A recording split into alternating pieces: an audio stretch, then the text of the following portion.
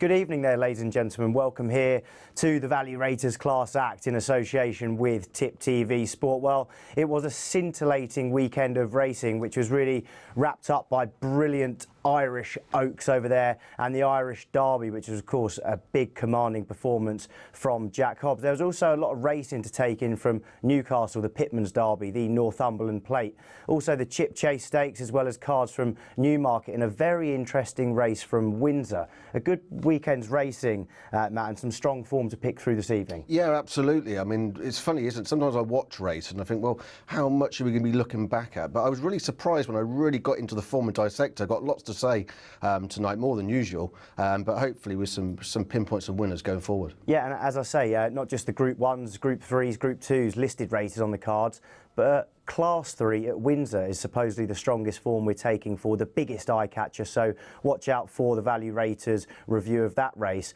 Now, of course, there was some very saddening news today, nonetheless Kauto Star being put down. We are joined on the line by Sam Thomas, who rode Kauto Star to victory in the 2007 Betfair Chase. Good evening, Sam. Hello. Hello, Sam. Good evening. Hi there.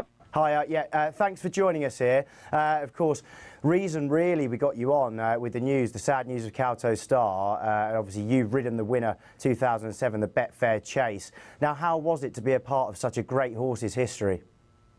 Well, look, I just count myself very lucky to being associated with a horse, to be honest with you, that it's done so well.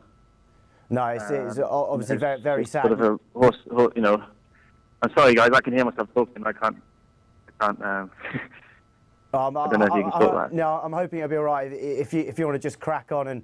Yeah, sorry. Yeah. But no, it should be all right. Carry on. Yeah. So basically, look, I'm very, very lucky to have been, to played a very small part of his career, really, and obviously, he's been very well handled by Paul, and sort of that, I think, sort of, helped him to sort of go and do as well as he did. Really, it's no mean feat, and I'm sort of learning that as I'm getting into training. Really, that it's that's obviously helps horses, by being able to plan them so well. But I'd be surprised if sort of I sit on a horse, ever as good as that again. Really, I mean, obviously I'd love to get my hands on one day.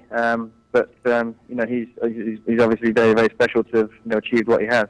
OK, we'll come on to you possibly getting your hands on some top national hunt horses down the line, Sam. But first, I mean, there were, it's no secret that Kauto Star had his quirks and some great character at home.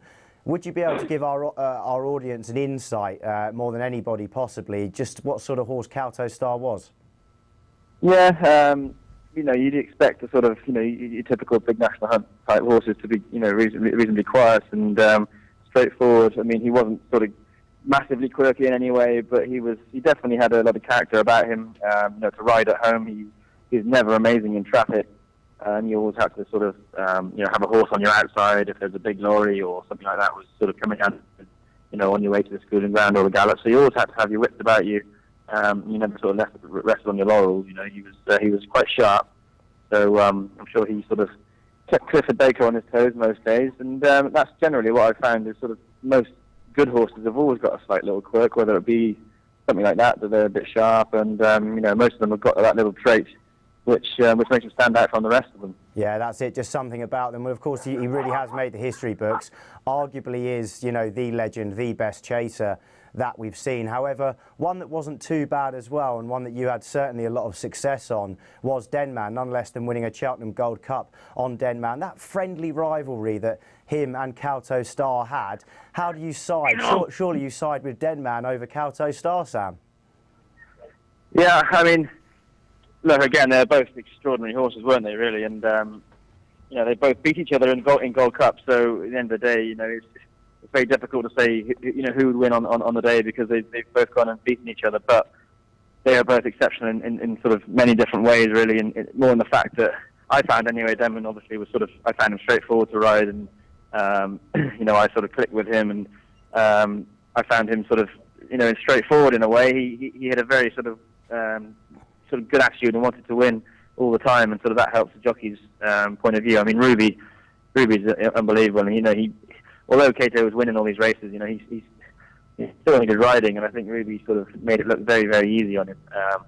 Especially with the way he had made mistakes and could make mistakes. Ruby, he was very good at sort of ironing those out and sort of minimising them as well. So I wouldn't have said he would have been a massively, 100% straightforward horse to ride in comparison to a lot of others. But again, Ruby did a very, very good job of making it look a lot easier than maybe sometimes it was half the time. But I'd be surprised if you ever see sort of horses like those two again in my area. Really, we see good horses, don't we? But not the ones that can keep coming back and winning these big races. No, well, as I say, brilliant to be a part of it for you, Sam.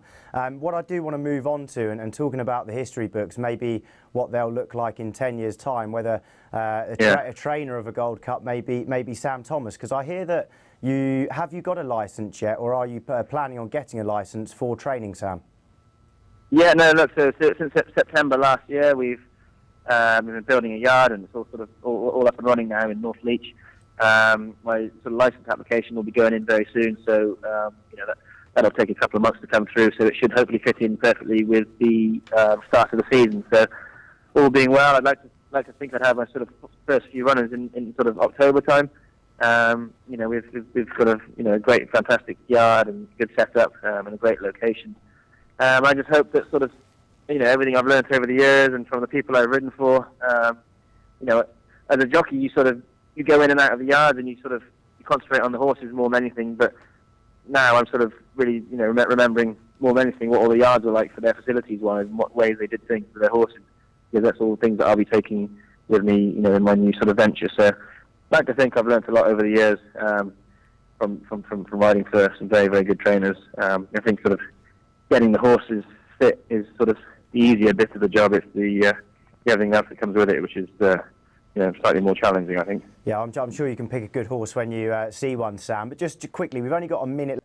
Just if you can wrap up a couple of questions the audience have asked, and that's that. Yeah. With your connections with the likes of Paul Nicholls, will you still be in there with getting some horses across to your new yard? And secondly, do you plan on riding them? I would absolutely love to, help if I could, and help Paul out in any way at all, with youngsters or what have you. I know he has a very good setup where a lot of his goes to Jack Barber's, to the point yard. So, they're copying sort of the way the Irish do things, and it does very, very well. It gives the horses invaluable experience before they go into rules. But, obviously, I'll take horses from wherever they come from. And as to your second question, I don't really particularly want to give up, if I'm perfectly honest. But, I've been looking at the future and what's next in my career.